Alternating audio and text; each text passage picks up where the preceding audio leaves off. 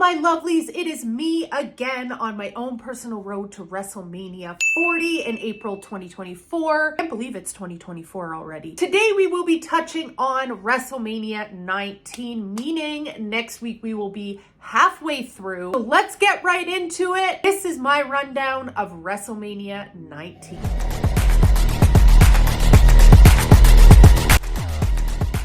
So I do want to touch on a few little things before I get right into it. This WrestleMania week brand split. We have commentators from SmackDown and Raw. SmackDown is Michael Cole and Taz.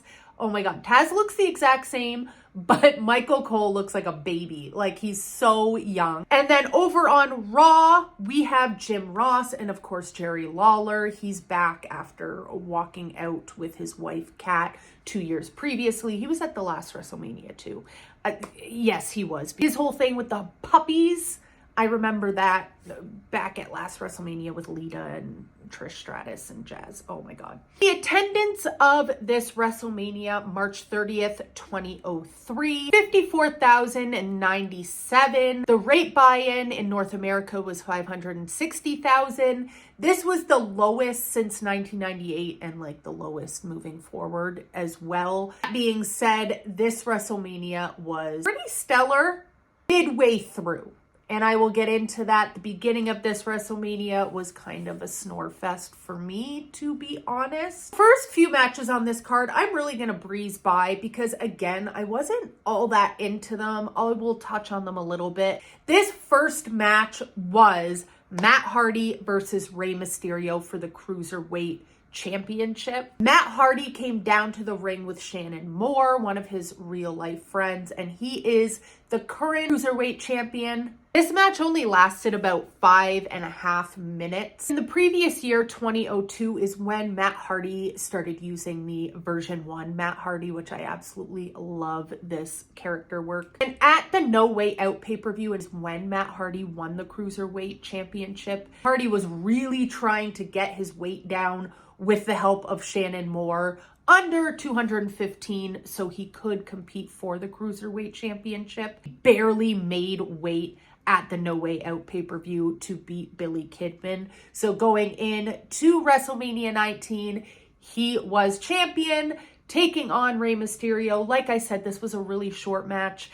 And considering the two men in the match, I feel like it could have been better, but it was really great energy to start the show. Next match on the card was a handicap match. This is, again, the Undertaker streak. American Badass is here again.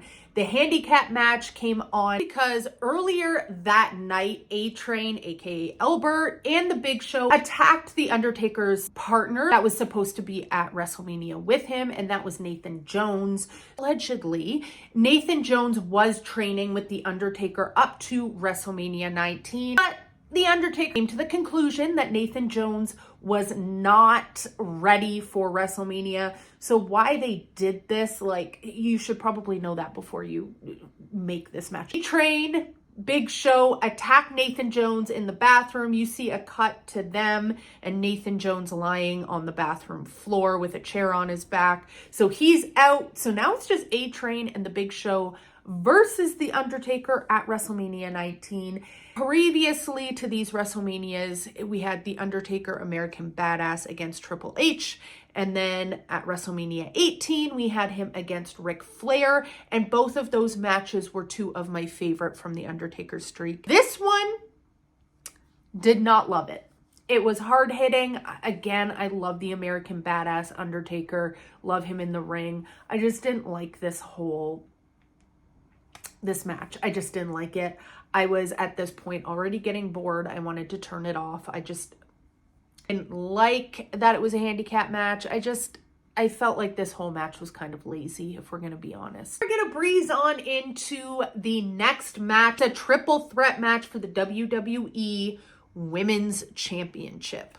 And yes, I said WWE Women's Championship. We'll continue to call it the WWE on all of my WrestleManias moving forward, because back right after the last WrestleMania, WrestleMania 18, May 6th, 2002, that is when the WWF changed over to the WWE because, as we know, the WWF is like the Wildlife Foundation. So there was some legal battle with that. So now we are just strictly the WWE. This will be the first WrestleMania under the WWE name. The women's triple threat match is kind of like last year's. Take out Lita and put in my queen, Victoria. Back at Survivor Series 2002, that is when Victoria won the championship from the Canadian gem that is Trish Stratus. Later on that year, Jazz would return from some time off. So if you remember at WrestleMania 18, we had Jazz, Lita, and Trish Stratus, and it happened in Trish Stratus's town of Toronto, also my hometown. And she lost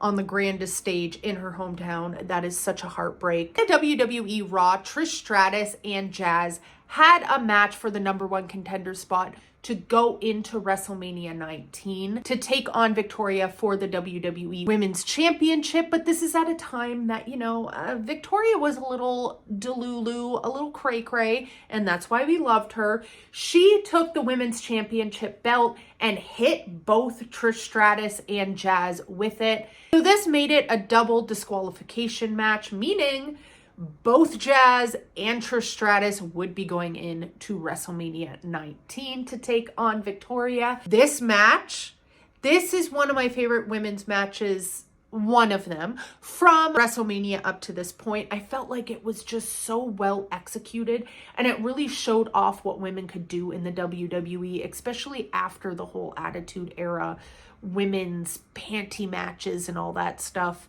But we will kind of get into that a little bit later in WrestleMania 19, because we still do got a little bit of that. So at WrestleMania 19, who wins the match? That is Trish Stratus. I really wish she won it in Toronto the year previously, but holy shoot, did these women put on a damn show. This match was about 7 minutes and change. I do want to point out one thing. Steven Richards came out with the champion going into this match, Victoria, and he hits top ropes with a chair and it comes back and hits him in the face. I've seen that done before, but he executes it so perfectly. It like 5 times in a row, I'm not gonna lie. Now this is the last match that I want to talk about before we really dive deep into the meat and potatoes of WrestleMania 19. Triple threat match for the WWE Tag Team Championship. 3 teams competing here are Team Angle, so that is Shelton Benjamin and Charlie Haas are the champions going into this, and holy, these two work so well together, and I just love their outfits. Shelton Benjamin, oh my, he's so good. Could have been used better, but we'll go past that. Against Rhino and Chris Benoit. These two were kind of just put together, and their whole shtick was they just came back previously from both had neck injuries. I absolutely love Rhino. He is in Impact Wrestling going into TNA. And then the last team is the Los Guerreros. Guerreros. That is Eddie and Chavo. What, we got a lot going on in this match. Triple threat tag team matches don't usually hit for me. That being said, I love everybody in this match. Like I said, Team Angle works so well together. I just love watching Eddie Guerrero do anything. Just existing is good enough for me. This match only lasted, again, just under 9 minutes long. Champions went in with the belt, Team Angle. They left with the belt. Now let's get into the meat and potatoes that is WrestleMania 19. Like I said, first part of this WrestleMania, it was good. It was watchable. The latter half of WrestleMania 19, just everything about this, top to bottom, I absolutely loved. Let's get into Shawn Michaels versus Chris Jericho. This is by far my favorite match on the card. Let's just venture back for a second to 1998 and WrestleMania 14. 1998 at the Royal Rumble, that is when Shawn Michaels had the casket match with The Undertaker. During that match, Shawn Michaels took a back body drop outside the ring on his back and herniated 2 of his discs. Fast forward to March 1998 during the WrestleMania 14 event. He dropped the belt to Stone Cold Steve Austin during the main event, if you remember. He went into somewhat of a retirement. During a Raw in June 2002, Kevin Nash announced a new member of NWO. Who would that be? Shawn Michaels, and he would be the only NWO member to never step foot in WCW. Shawn Michaels would go on to feud with Triple H, but that's not what we're talking about today. We are talking about his feud with Chris Jericho. Chris Jericho really looked up to Shawn Michaels. He would go into why he got into wrestling to be the next Shawn Michaels. Nay, I don't want to be the next Shawn Michaels. I want to be the one and only Chris Jericho. This time, Christopher Jericho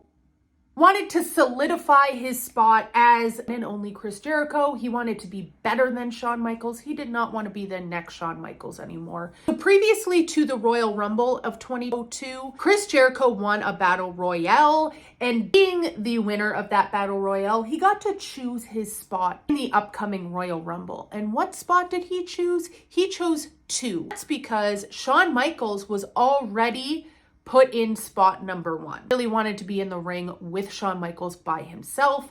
During that Royal Rumble in 2002, Chris Jericho, with the help of Christian, eliminated Shawn Michaels. Shawn Michaels comes back to interfere in the Royal Rumble, getting Chris Jericho eliminated. Sets up for WrestleMania 19. And like I said, watch this match. It is so good. The match between Shawn Michaels and Chris Jericho is actually the longest on the card, and I'm so glad it was. We have Chris Jericho doing Sweet Chin music on Shawn Michaels, and Shawn Michaels doing the Walls of Jericho on Chris Jericho.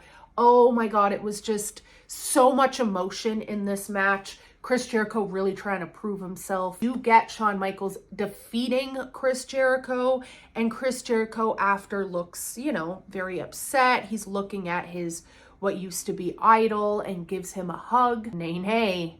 He gives Shawn Michaels the low blow, and these two after WrestleMania 19 continue to have a rivalry, and I'm so glad they do. They work so well together.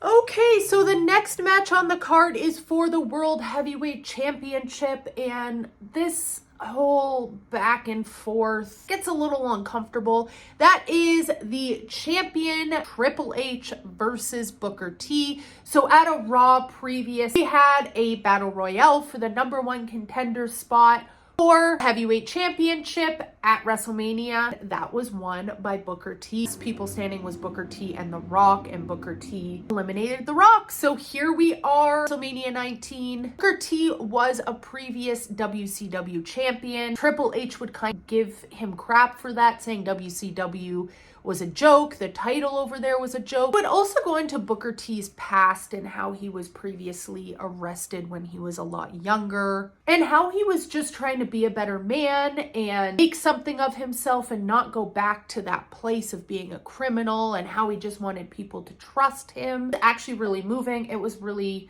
beautiful, and it's a beautiful story. We all make mistakes, just what we do moving forward to grow as people. The controversial part, and it was actually brought up by Michael Cole at a press conference after WrestleMania 19. Triple H said to Booker T, "You'll never get the WWE Championship because people like you can't hold it." Some people have said this comment felt a little racially pointed. I said Michael Cole did bring it up in the press conference after WrestleMania 19. Triple H has said this had nothing to do with race. It just meant that he was a WCW guy. So, I guess that's what he meant. I don't know. This was a fantastic match. If you know me at all, I was a huge Booker T fan growing up. A really good match. Please watch this match. Lots of emotion, and just don't know, after everything that was said and done, that Triple H should have been the winner of this match. But you let me know what you think about just all of the Booker T Triple H back and forth. So moving on, if you guys have been on this journey with me since WrestleMania 1 up until this point, you know full ass well that I did not want to see Hulk Hogan ever again. That being said, last WrestleMania, we had Hollywood Hulk Hogan versus The Rock, and there was so much emotion, and I loved how happy The Rock looked, and I absolutely adored that match. Now we have Hulk Hogan versus Vince McMahon, and in a street fight. So this started off slow. This match started off slow, but holy shit, elder abuse, like on both ends. I don't even, does that cancel each other out? Because there is another match that kind of happens in this WrestleMania, and there are backstage segments, and it's the cat fight girls, these promos backstage, and then they get into a fight because who started WrestleMania? Was it Vince McMahon, Mr. McMahon, or was it Hulk Hogan? And they have like a pillow fight match in the middle of the ring. But anyways, Vince McMahon versus Hulk Hogan. Vince McMahon is really hurt. Vince McMahon feels like he created Hulkamania, and Hulk Hogan did nothing but turn his back on him. Hulk Hogan ran off to Hollywood, but not only that. As we know, Hulk Hogan also left the WWE for WCW previously. During his time in WCW, we had the McMahon versus the United States trial, aka the steroid trial. During that trial, we did have Hulk Hogan come in for the prosecution, pretty much stating that yes, while in the WWE, Hulk Hogan was on steroids, but his steroid use was under his own supervision, that Vince McMahon never asked him to take any steroids. This Vince McMahon Hulk Hogan match at WrestleMania 19, they do use the steroid trial. As we know, Vince McMahon was found not guilty. And like, what better way to use the steroid trial than at WrestleMania 19? Use some of that footage, use it for your benefit, make some money off of it. Y'all know Vince McMahon will use anything for money as long as he's not getting into trouble for it. Hogan going up against the WWE, turning on Vince McMahon during the steroid trial, saying that he used steroids in the WWE. My God. This match between Hulk Hogan and Vince McMahon, this street fight lasted 21 minutes long. These men are elderly. They are geriatric. And I could not believe my eyeballs. Like, it did not have to go that hard. If you have not seen this match, if you're squeamish and don't like blood, don't see this match. But if you have not seen this match, go watch it. It's fucking bonkers. From one Hollywood wrestler to the next, we are getting 3 of The Rock versus Stone Cold Steve Austin. The Rock during WrestleMania 19 does cut a fabulous promo backstage about how in Hollywood, directors don't care about Act 1 and Act 2, they just care about Act 3. And this is his 3rd act. WrestleMania 15 and WrestleMania 17, The Rock does take on Stone Cold Steve Austin to lose both of those. So this is his 3rd act. He has become obsessed with beating Stone Cold Steve Austin at WrestleMania 19 because he's never done it. He's done so many things in the WWE, in the WWF, in Hollywood. This is the last thing that he needs to do. Wish I could clip that promo in here, but I already got copyright infringement on one of my videos in the past. I'll probably link that promo below, and I will do that because it's just, I got goose pimples watching it. Such an emotional match. There are so many emotional matches on the latter part of this card. I loved every second of it. And of course, WrestleMania 19 did happen in 2003. This would also be the year that Stone Cold Steve Austin retires from in-ring. Because of his neck injury and because of his knees, he, was on a lot of prescriptions, stated that this was the toughest thing that he had to do because Stone Cold Steve Austin in 2003 was only 38 years old. It's a lot later on in years, but 38 years old would be his last WrestleMania, of course, until like 2022 when he had that little one-off thing with Kevin Owens, but I just like to pretend that didn't happen. Rock does finally prevail. He does finally beat Stone Cold Steve Austin in the middle of the ring at a WrestleMania. Good job. I'm glad it finally happened for him.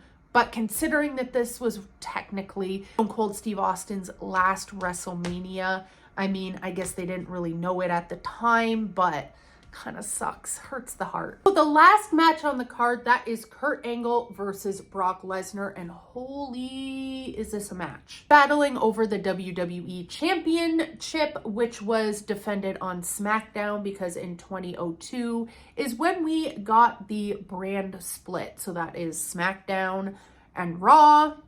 We know they kind of go in and out of that. 3 months previously to this WrestleMania at Armageddon, Kurt Angle had a match up against the Big Show, and Big Show was WWE champion at the time. Brock Lesnar interfered with this match so Kurt Angle could win. It was because at Survivor Series 2002, Paul Heyman turned on Brock Lesnar to help the Big Show win the WWE championship. Well, Mr. You Suck goes on to an episode of SmackDown, and what does he do, Mr. Kurt Angle? Well, he now announces that he is taking on Paul Heyman as his agent, and they're going to work together to make sure Brock Lesnar never wins the WWE Championship. Ooh, that is dirty business right there. Brock Lesnar and Kurt Angle go back and forth between this Armageddon and WrestleMania 19. Brock Lesnar and Kurt Angle actually do have a WWE Championship match in March 2003, right before WrestleMania 19. There was some funny business going on in this match. Like we talked about, Team Angle was out there. That is Charlie Haas and Shelton Benjamin. They are out there. Kurt Angle has his hood up and he's pretending to like pray or something in the corner. Angle distracts Brock Lesnar, and when Brock Lesnar has his back turned, Angle, with his hood up, switches positions with Kurt Angle's brother, Eric. So now it's Eric in the ring. Brock Lesnar, F5s him, pins Eric. That's not Kurt. So Eric is not the WWE champion. Lesnar is confused as hell. Kurt Angle slips in. Eric slips out. Brock Lesnar is trying to regain his focus. What the hell is happening here? This twin magic or whatever the hell just happened. That gives Kurt Angle a chance to pin Brock Lesnar. So Angle walks out, still WWE champion. But Stephanie McMahon is like, nay, we're doing this again at WrestleMania. If Kurt Angle, you try any funny business like this again, you try to get a DQ, that automatically means you forfeit the WWE Championship. The match between Kurt Angle and Brock Lesnar is the second longest on the card. And as you guys know, Kurt Angle is a legitimate wrestler. He was in the Olympics. He won a gold medal. And then we have Brock Lesnar. He's an MMA fighter. These two men, these big, meaty men, they go so hard.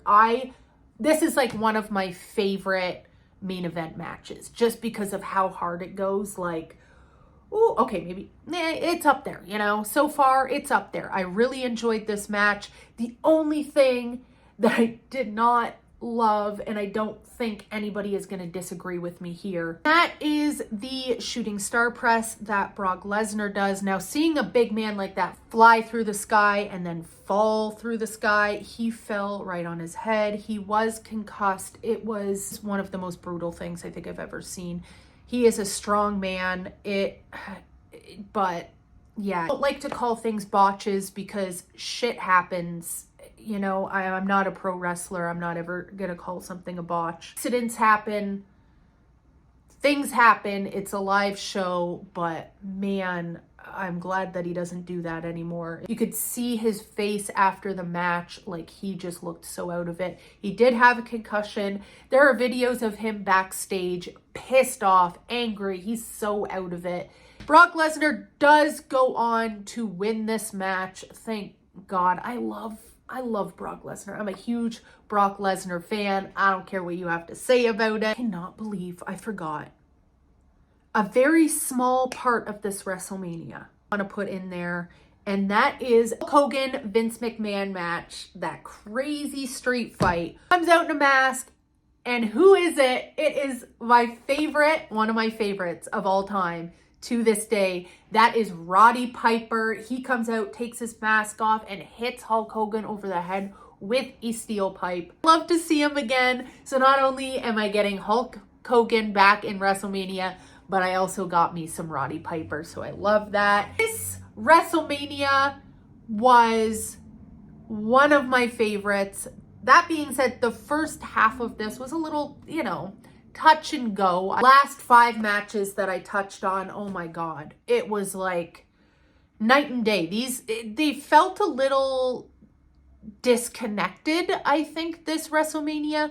The first 4 matches that I went over to the last 5, it didn't even feel like the same show. I'm going to give this an 8.7 out of 10. Hate me if you want. I liked WrestleMania 18 more. I know that's an unpopular opinion. Did absolutely enjoy this WrestleMania. Next week, we will be on WrestleMania 20. We will be halfway through, ladies and gentlemen. I am so excited. What did you think of WrestleMania 19? This is a lot of people's favorites. What do you think? Tell me why I'm wrong about WrestleMania 18. But I will see you guys next week. Let's go!